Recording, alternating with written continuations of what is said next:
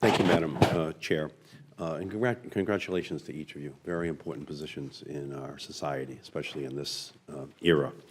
And I know Senator Blumenthal touched upon this, but I just want to reinforce that, you know, Takata is rejecting NHTSA's call to make this a nationwide recall. And I just want to say that it is entirely unacceptable that Takata is refusing to accept this common sense resolution of this issue. Right now, there are thousands of people from Massachusetts driving down to Florida. They're called snowbirds, and they're not going to come back until after the Red Sox leave spring training. They're down there. The state of Florida estimates that there are 1 million of these snowbirds per year from the northern states that go down to Florida. And they're in automobiles that did not originate in humid states. And so there's a real danger here.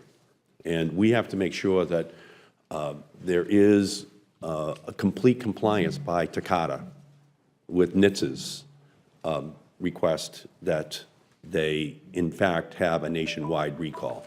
So I guess what I can say to you is, Dr. Rosekind, that you must make Takata recall all of these airbags.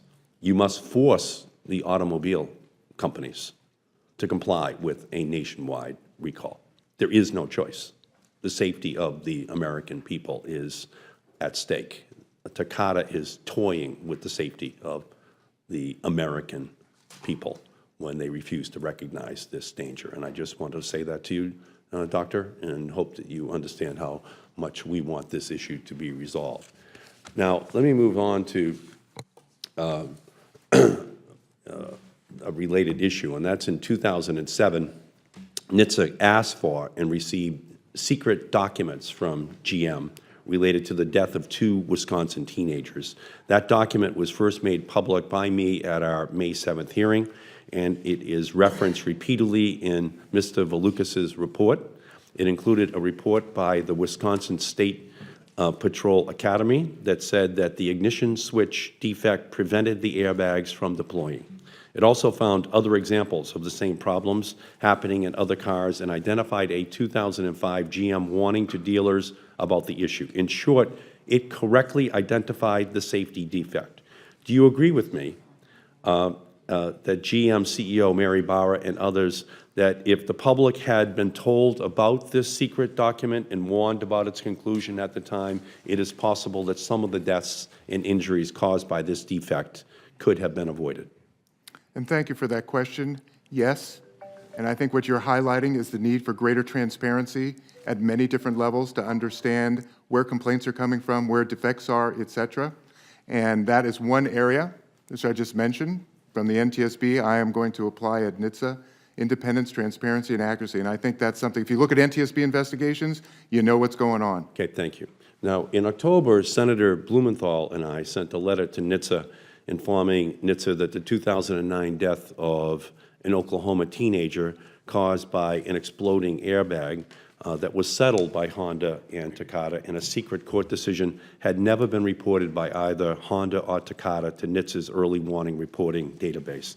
I have also learned of 5 other serious injuries that were not reported to the early warning reporting database by Honda.